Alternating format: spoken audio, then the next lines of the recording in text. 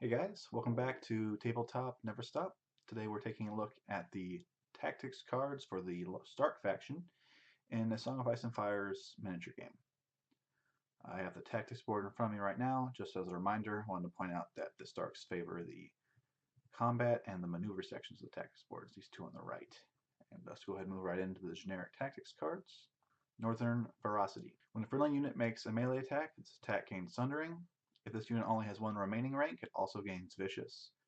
And if you control the combat section of the tactics board, the defender becomes vulnerable.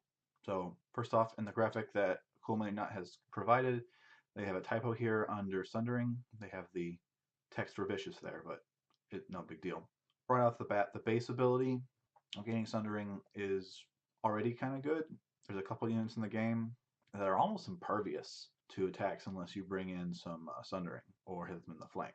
So that part's very useful. At first glance, you might think that the second bit, where you can give a unit Vicious if they only have one rank left, is only useful for the Umber Berserkers, but really, any unit with only one rank left can really benefit from having Vicious. Since they're probably rolling less dice, their chance of doing lots of damage is way down, but they can probably get one wound in. And then having Vicious means they have a higher chance of causing a panic failure and being able to cause additional damage that way. And then finally, being able to get the enemy vulnerable is great. So if you have combat seeds on the tactics board, that makes this card even better. Vulnerable really ties in with Sundering to really punch through an enemy's powerful defense. So a very competent and useful card all around. Direwolf's Fury. When a friendly unit makes a panic test, that unit gains +1 to their panic test roll and an additional +1 for each destroyed rank. If you control combat, one engaged enemy with that unit also suffers D3 wounds.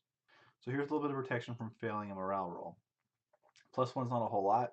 I suppose it's +3 if it's a unit that's basically already destroyed.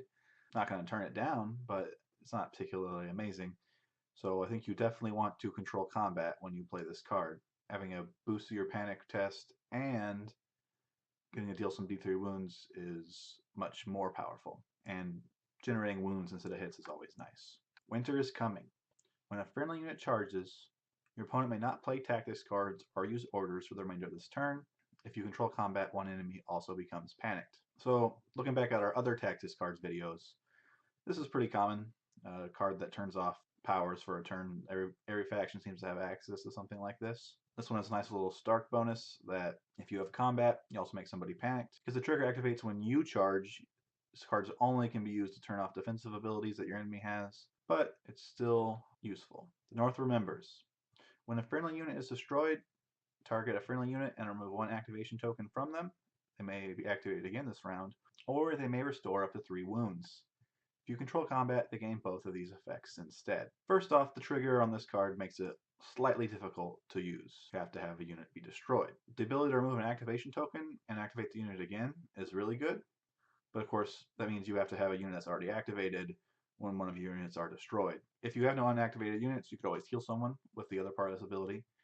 And since you're a Stark and you should pretty much be claiming the combat spot as much as you can, being able to get both means that you're going to turn this unit being destroyed into pure chaos for your enemy. Devastating Impact. When a friendly unit charges, that unit may reroll their charge distance die, and their attack deals +2 automatic hits. If you control movement, the unit automatically counts as having rolled a 6, and they deal +2 automatic wounds instead. So the unbonus part of this, where we just get to reroll our charge and 2 automatic hits, is nice already. It gives us a little bit of protection from rolling a 1, getting that dreaded disordered charge, and maybe it gives us the confidence to take a kind of risky charge. But the bonus part of this card that we get from the bonus we get from movement on the tactics board is really good. +2 wounds is nice, but the real benefit here is that we're guaranteed to have rolled a 6, which means that you can make crazy charges that normally you would never in your right mind consider doing because you're not going to get them.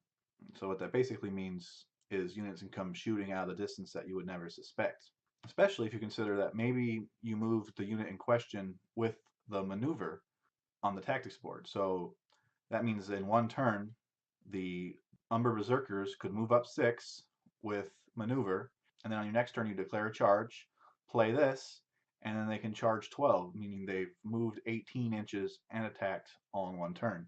That's the kind of thing that your opponent really can't prepare for. So played properly, devastating impacts can have devastating impact on the game. Haha. Swift Advance. When a friendly infantry unit activates, that infantry may make a free maneuver action. If you control movement, the unit also gains +1 speed and may reroll any charge distance to this activation. What this card does is essentially turn all your infantry into cavalry for 1 turn. That free maneuver can be used to close with the enemy, but it can also be used to go to the side and then charge in for a flank, which can make all the difference when you're fighting enemies with high armor saves. The extra movement you can get from maneuver, the extra movement you can get from the tactics board bonus is nice, and so is the reroll, but probably not always necessary. I think the real meat here is definitely in the first part of this card. Sudden Charge. Sudden Charge. When you claim any zone on the tactics board, you may replace that zone's effect with 1 friendly unit and make a free charge action. If you control movement on the tactics board, any enemy they charge also becomes vulnerable. So this card would be good even if it just gave you a free attack action instead of a free charge action. But a free charge is something very few units get access to, and you can block parts of the enemy's tactics board that they really want while getting a charge off. The bonus vulnerable token you get for taking movement is nice, and situationally might be really important, but this card's good without it. Okay, and that was our generic tactics cards. Now we're going to go through the commanders and their tactics cards for the rest of the Stark forces. First off, we have Rodrick Cassel, who anyone who's just a show watcher is probably like, who dat? He loves handing out vulnerable tokens the same way that Tywin Lannister loves to hand out weakness tokens. He's got 2 abilities, an order called Martial Training. When this unit makes a melee attack, after rolling attack dice, they can reroll any misses. So it has no effect on charges, but it does mean that his unit will be more effective in longer engagements, where 2 units start already engaged. And he also has Expose Opening. When Roderick's unit activates, 1 enemy in long range becomes vulnerable. And right now, this actually is exploitable in the sense that it's every time his unit activates. So a card like the North Remembers that allows a unit to activate more than once could allow Roderick to use his Expose Opening multiple times. Interesting to see if this later becomes an order, but right now you could potentially make more than 1 unit vulnerable a turn. So let's look at his actual tactics cards.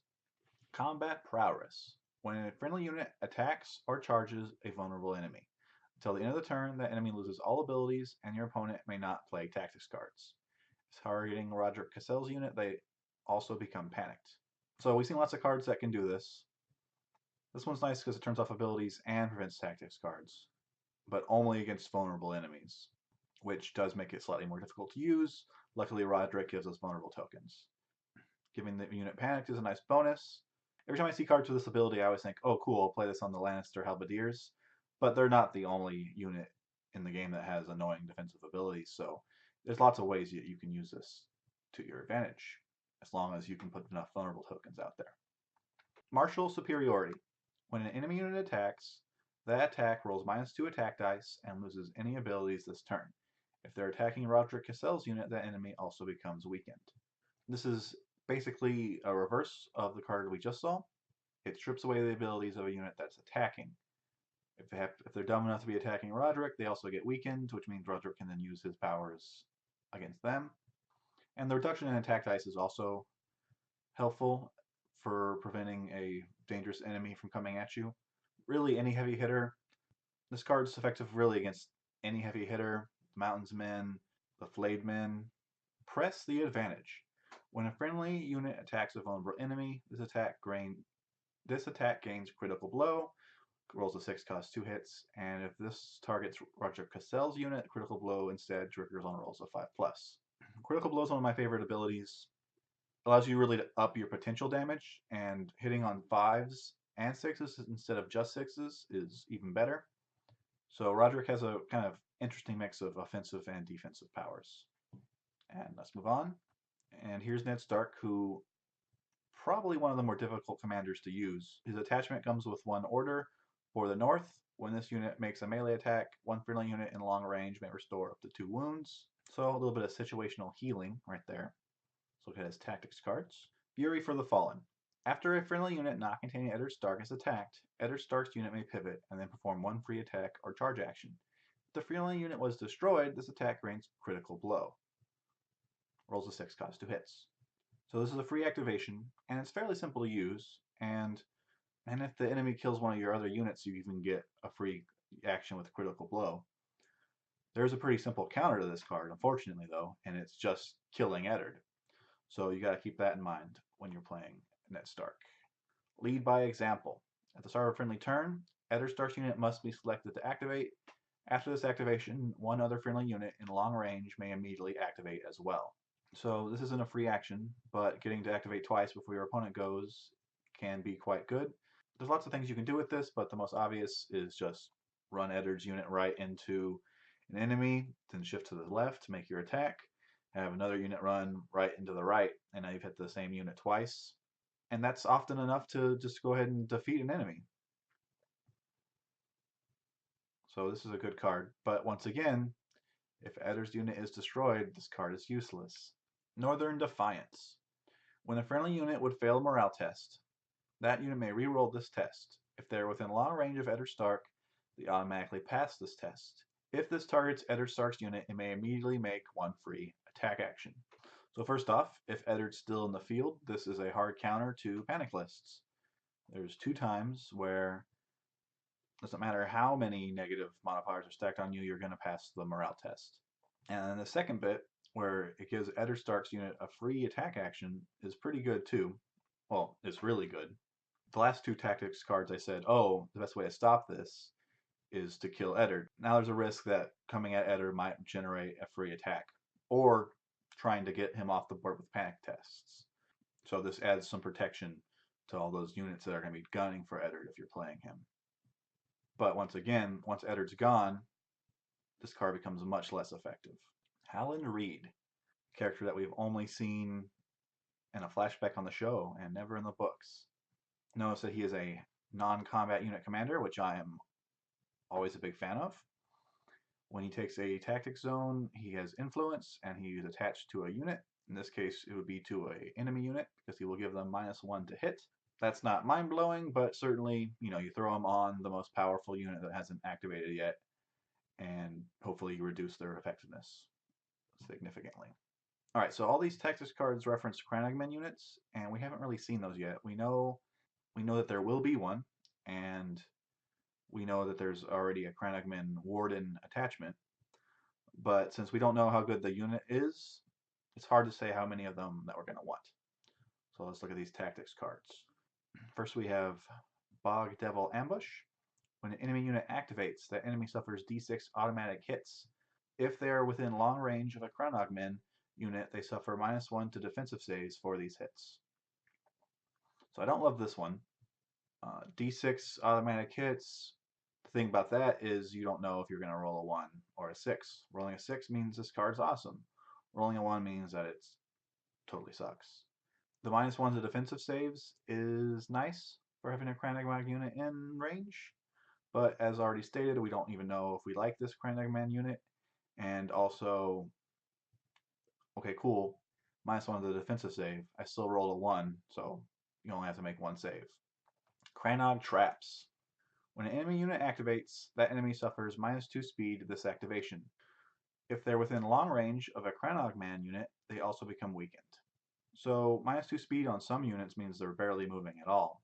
It's also funny to play this card on cavalry, because it'll really reduce their speed a lot when you count the free maneuver they were going to make and then their actual maneuver. And again, weakening them's a nice bonus. Not a whole lot happening though. The Threat Unseen. When a damaged enemy unit activates, that enemy must make a panic test and suffer -1 to their rolls per destroyed rank. If they're within long range of a Crannogman unit, they also become panicked. So, cause a panic test. If the unit's already mostly dead, they're going to get -2 to the test. And if you have Crannogmen out there, they're also panicked. And at that point, you're probably going to be able to make them take some damage from the panic test. So, there's Howland Reed.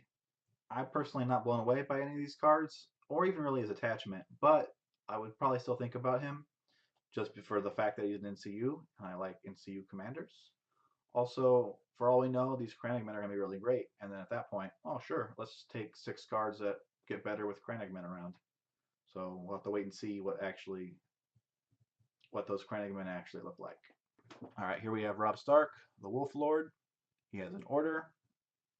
When a enemy unit in long range declares a charge, that enemy suffers a disorderly charge. So as we know, if you roll a 1 on a charge, even if you make it in, you don't get to re-roll your attacks like you do on a normal charge. Once per turn, Robb can force someone to have a disorderly charge, which is a nice defensive ability. He, of course, can use it on himself, but he actually can use it on anyone that's in long range of him. So, as long as Robb isn't destroyed, you can pretty much do this once per turn for the whole game, which isn't bad. It's also worth noting that this Robb comes with 1 free Grey Wind. Let's look at his tactics cards. Hit and Run. After a friendly unit completes a melee attack, that unit may make a free retreat action and automatically counts as having rolled a 6 for the retreat distance. If that unit contains Robb Stark, any enemy they disengage from also becomes weakened. So Robb has a couple cards that give him extra access to retreat. I'm not really sure why. I would say in most situations you're not going to want to retreat. Backing in from the enemy will allow them to charge into you, and then they'll get rerolls. Now, Robb specifically can prevent the enemy from getting those rerolls with his ability to disorder charges, but that's still really only useful if Robb stops them from if Robb's involved. Now, causing an enemy to become weakened by disengaging is useful, but I would say generally you're not going to want to retreat, so this card's only situationally usable in my opinion. Superior Positioning. When an enemy unit charges, that enemy must roll an additional die and select the lowest result. If unengaged, the target unit may also make a free pivot. If they targeted a unit containing Robb Stark, Robb's unit may also make a free 3-speed maneuver. Okay, so got a lot going on here. The first bit, when an enemy charges, they have to roll 2 die and take the lowest one. That's already kind of nice. You have a high chance of them accidentally rolling a 1 and getting stuck with that disorderly charge. If they're going through a bog, they're rolling 3 dice and they're definitely not getting what they want. The second bit, where if the enemy's not engaged, they can make a free pivot, is nice in the situation where the enemy's about to flank you. Now you can turn to face them and not get flanked anymore. And this last bit, if Robb Stark's involved, they can make a 3-speed maneuver. That's hilarious because they could potentially move 3 inches away and out of the range of the charge. So that's a pretty interesting and funny power. Tactical Regroup. When a friendly unit activates, that unit may make a free retreat action and restore up to D3 wounds. If that unit is in long range of Robb Stark, any enemy that's engaged from also becomes vulnerable. Okay, so I like this one a lot more than I like Hit and Run. Hit and Run happens after you've already attacked. Tactical Regroup happens when you activate.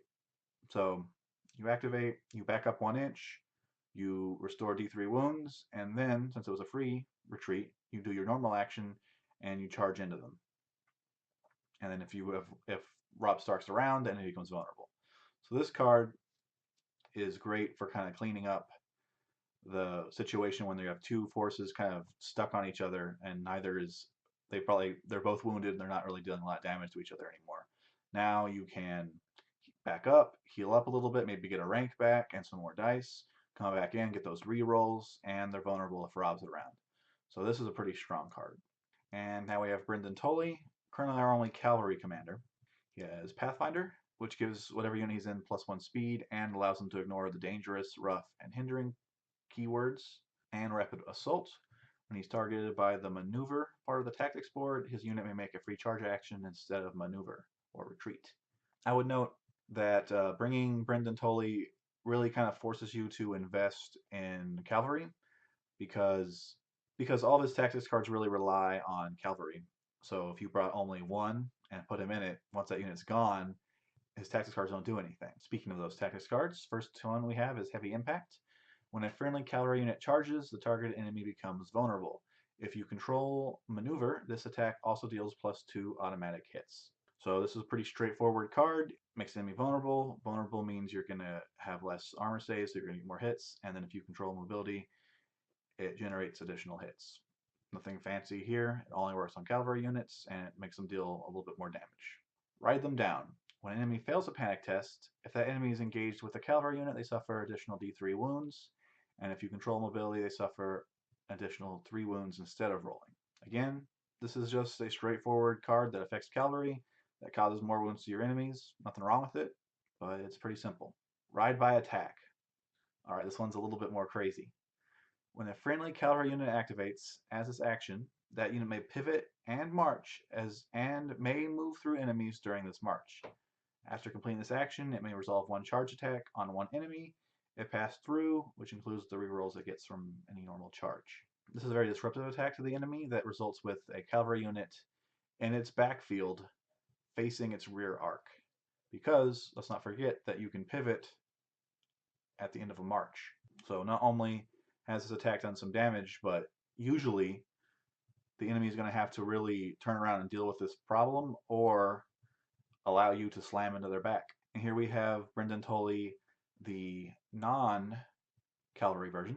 He has 2 abilities: Order, Hold the Line. If this unit begins the turn engaged, this unit's melee attacks gain +1 to hit and roll 2 additional dice. As well as Stubborn, this unit gains +2 to morale test rolls.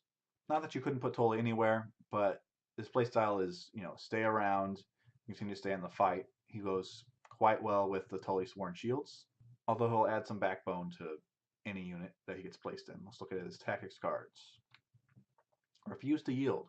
When a friendly unit passes a morale test, restore up to 2 wounds to that unit. If you're targeting a House Tully unit or have Brynden Tully in it, restore D3 +1 wounds instead. So just some nice healing. The trigger on this is a little bit tricky because, of course, you need to pass the morale test to use it. Doing it to Brynden Tully's unit gives you a much higher chance of getting it off because he will provide that +2 to morale saves. Set for charge. When a friendly unengaged unit is charged from the front, that unit may make 1 attack action against the enemy before they resolve their charge attack. If targeting a House Tully unit or Brynden Tully's unit, the enemy also becomes weakened. So this is actually the exact same thing that the Lannister Halberdiers get, with the bonus of doing it to a Tully or Brynden Tully's unit makes the enemy weakened. Of course, you can't do it every turn because you're only going to have 2 of these in your deck, but it's a nice card. Maybe you'll get a chance to give the Lannisters a taste of their own medicine. Tully Valor. When this unit is attacked with melee, after attack dice are rolled, this unit gains +1 to defensive save rolls. If targeting a House Tully unit or Brynden Tully's unit, they automatically pass their panic test for this attack. +1 to defense save rolls is good, and if you get the second part of this, it's a hard counter to all of those panic lists. GreatJon Umber comes with Order, Umber Rage. When this unit makes a melee attack, target enemy becomes panicked and vulnerable.